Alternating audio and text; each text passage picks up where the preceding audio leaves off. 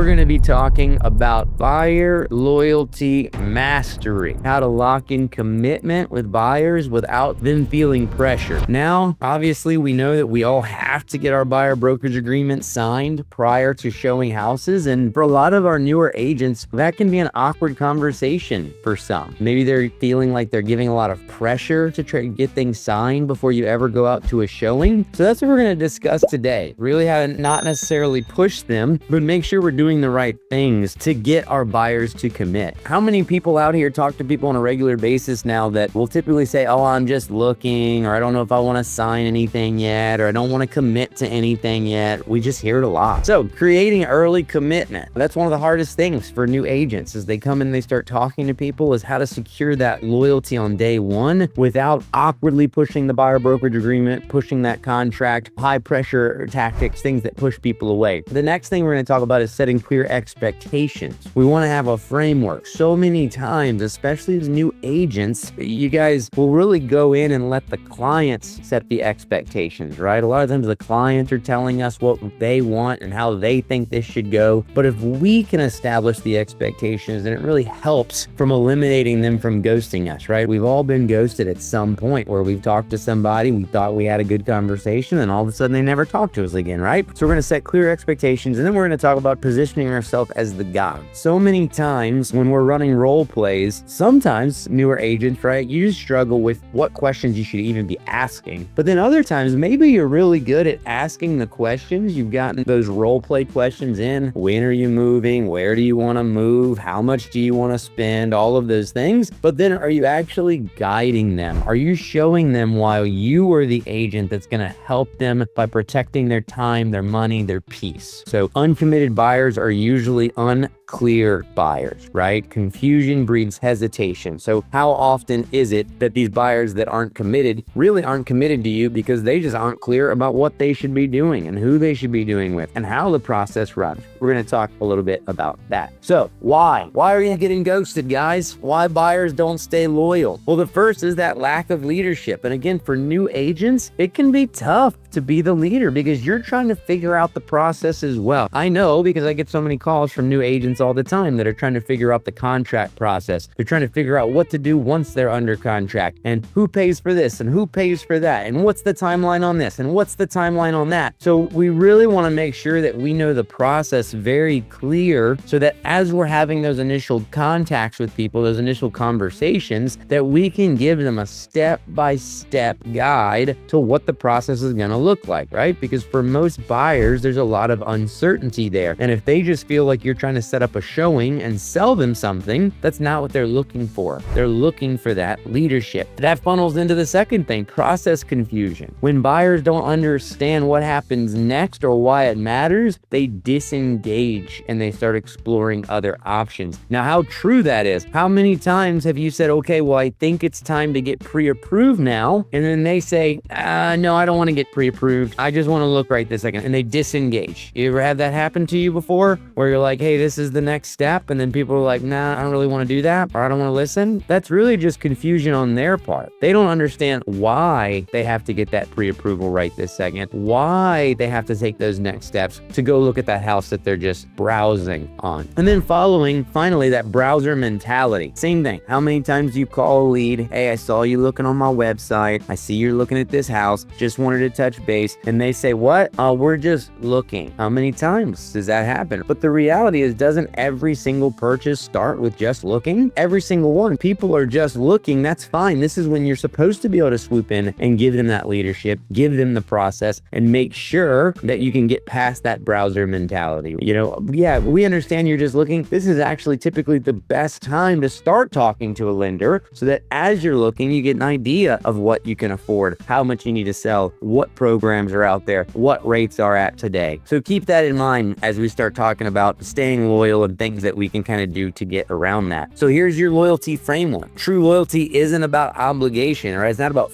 forcing buyers to have to use us, but it's built on these 3 essential pillars that transform how buyers perceive us. One is leadership. Let's be honest. If you're a newer agent on here, maybe an agent that is still trying to get better at their closing, how many of you feel like you are good leaders when you call a buyer on the phone and talk to them? Or how many of you feel that you could do better at having that authority of being the leader? Everybody can sharpen their skills. So sometimes it can really be easy to think, man, I don't know if I'm bringing that authority that I need to bring to this new buyer. So leadership, what does that mean? Well, that means we set the pace, we define the process, and we guide every decision with confidence and expertise. Again, how many times do we talk to people that say, no, I'd rather go look before I get pre-approved? Who's leading in that case? The buyer is leading. So you have to make sure that you have that authority, that you have that leadership, that you're setting the pace. And how you do that is step 2 in that framework, with its clarity. If buyers know exactly what happens next, if they know why it matters, and then how each step takes them closer to their goal, they're much more likely to listen to you. So you have to think about, are you giving them that clarity of process? So if you're a new agent, do you know the process? Do you know how it runs from start to finish? And if you're an experienced agent, are you breaking it down to people on the call? Think about how many internet leads are out there now. We've got Redfin, we've got Zillow, we've got Realtor.com, and those leads come in, and what is it? Typically it's just a showing request. So you could be a very experienced agent and still just be under the process of saying, hey, I saw you put in this showing request for 123 Main Street. When would you like me to meet you out there? But is that the right way to do it? See, we can be so worried sometimes that we get that showing request. We're like, oh man, I got to get this set up before the other 4 realtors that are about to call them, that we rush when we set that showing up. But then how does the client really look at us? Do they look at us like a leader? Do they look at us like a guide? Are we adding value? Well, no, we're just somebody that opens the door for them, which means when we go to try to get back with them later to add value, to add clarity, to add these leadership things, most of the time they're just going to ghost us. So if you've ever gone and shown that house and then they disappear and they never answer their phone again, you did exactly what they wanted you to do. You went, you opened that door for them, and they got what they needed, and then they went to another website and they got another agent, and then they went to another website and they got another agent, because none of the agents were offering these 3 pillars, right? And that comes with value. So the reality is you want to start adding value right from the beginning, right? Buyers understand how you protect their money, how you protect their time, and the emotional investment through the journey. So you think most buyers, especially first-time buyers, they're pretty stressed out with the process of what they need? Do you ease that stress? How do you ease that stress? Do you have stories that you can tell them about how you were able to get somebody in their situation into a home? Maybe it's somebody that lacks down payment money, and you were able to get somebody into a home with no money down because of down payment options. Maybe it's somebody that can't afford their closing costs, and you were able to get all the closing costs covered or all the repairs made. What's that thing that you can talk to people to show this is why? Are you a top agent in your area? Do you have better relationships with other agents that you say, hey, when an offer comes in from our team, we're more than likely to get it accepted. So if you've ever been in a situation where you've written offers in the past and you felt like you were losing and you weren't able to get that house, I want to let you know that part of the value of dealing with us is our relationships with other agents in town, right? So I really want you guys to think about what your value proposition is. I think this is a good time to maybe ask a question. Eric, why should I use you as my agent to buy a home? I'm backed by an excellent team, so you won't just get me as your primary agent, but you'll get a team of agents that will help me through the process to make sure that you get the best deal possible out there. Okay,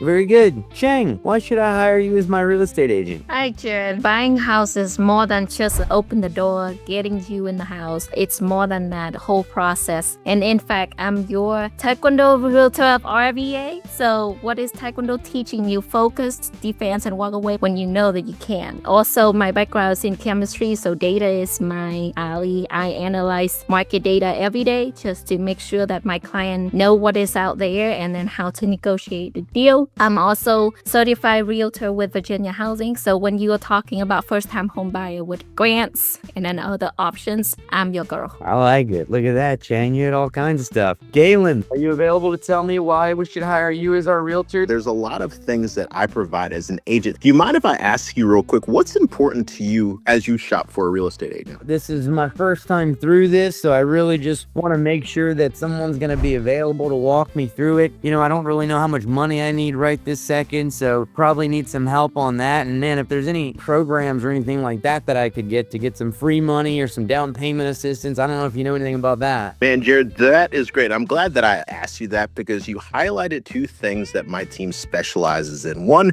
we're going to make sure that you're connected with a lender who's able to walk you through some of the grant programs. In fact, I'm partnered with a lender named Juliette Ford. She is fantastic. I've worked with a lot of lenders in the past, and she has demonstrated herself to be a leader. In fact, several years in a row, she's won the presidential club. But in addition to that, what I like to do is walk you through the A to Z. What does it take to buy a home in 2026? It's going to be a lot different than it has been in the past years. And so once you graduate the Galen Parker first-time home buying course, you are going to be prepared to not only purchase a house, but you'll probably be able to demonstrate and tell others how they could purchase a house with me. What is your availability for this week so that we can kind of get you enrolled? Love it. That's what I got. But you guys see how this works though, right? It goes a long way. So think about this. If you were making a live call right now to a live lead and Galen got the same lead, do you think you'd outsell Galen? That's something to think about because there's 8,000 of us in just our MLS area. And some of you are in MLS areas with maybe 15,000, 20,000 agents in an MLS area, right? That you were competing on for every single call. And a lot of these agents are like, I don't understand why I got ghosted. Well,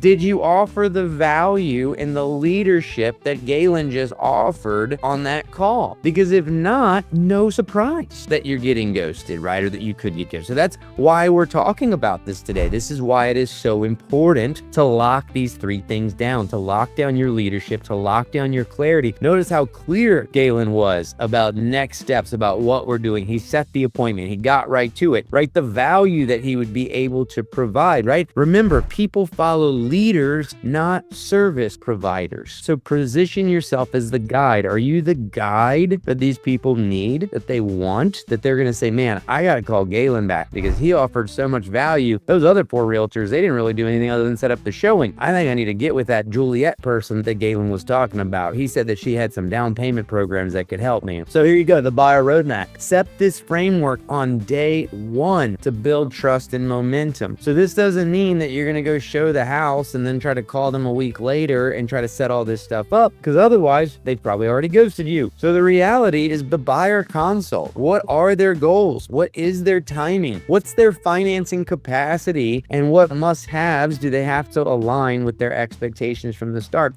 There's so many times I listen to people on calls or I watch Roleplay and people are afraid to ask questions like, do you know what your credit score is right now? Do you know how much down payment money you have right this second to put down? You know, I don't know if I want to talk to people about their finances. Do you really ask people how much money they have? Yes, right? Because you have to be able to guide them. So you have to figure out, do they have to have a down payment assistance loan? Do they need a 3% down, a 5% down, a 10%, a 20%? Are we going to have to get all of their closing costs covered? Who was selling in the market a few years ago when everything was flying off the shelf? And if you had an FHA loan and you asked for closing costs, there was no way that you were going to get a house in the market. We lived through that just a few years ago. There was a lot of candid conversations with buyers that said, hey, if you have no down payment money and you have no closing cost money, you likely are not going to get a house in this market in this year, right? Can we talk to you about gift funds? Do you have any family that's willing to help you? You start going through these things. Is there a 401k that you can tap into to cover some of these costs? You have to be able to deep dive into this stuff with people because they just don't know. And do you think it's gotten easier or harder to buy a house in this market? It's much harder than it was. When I started in this 11 years ago, we could buy a nice house for 200 grand, $1,000 a month mortgage payment, cheaper than someone's apartment. They'd say, oh, I'm paying $1,400 for an apartment. And I'd say, well, I could get you in this house for $1,200 a month. It was easy. But now half the people you talk to probably can't afford a house that want to buy a house. So you really have to be asking these questions up front. And then you have to educate them on the market. So as an agent, do you know the current market conditions? Do you know what a realistic timeline is? Do you know what price expectations are so buyers can make the right decision? Do you think that the spring market's going to be dead good? Do you think it'll be okay? Or do you think it'll be hot? I think come spring, we're going to be back into a hot market. So are we setting realistic expectations of, hey, you could have to waive some inspection items. Well, what does that look like? Hey, do you have any cash to be able to waive an appraisal amount if we were to bid up? What does that look like? Has any agent talked to you about escalation clauses yet? No, I don't even know what that word means. What does that mean, right? Are we showing our education and our skill and our leadership? And then what about market stats? Do you know how many homes are on the market in your MLS right this second? Do you know how much they're selling for? Over list price, under list price, what the average day on market is, what the inventory is this year versus last time this year. See, all of these things are great things to be able to talk to somebody about when you're on the phone with them. When you're talking to this lead and you say, hey, you know, good news, we actually have about 15% more inventory on the market this year than we had last year. What does that mean for you? Let me break it down. And then you show the strategy behind all that. Now that we've talked about the numbers and we've talked about the roadmap and we've talked about the process, this is how many houses we're going to look at. This is the amount of showings per week that we should do. Here's our strategic approach so that we don't burn you out, that you don't burn me out, and that we don't look at stuff that's going to be a waste of your time, that we can make sure we find something quick, right?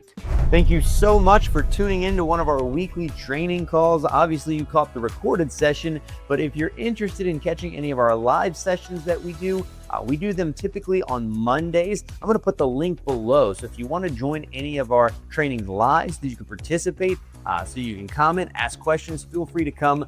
This is for our EXP group that we have here, our Omega group of agents, but it's open to anybody that wants to join, really. So if you're looking for coaching, if you're looking for training, feel free to hit that link below, and we'll see you on one of our live calls.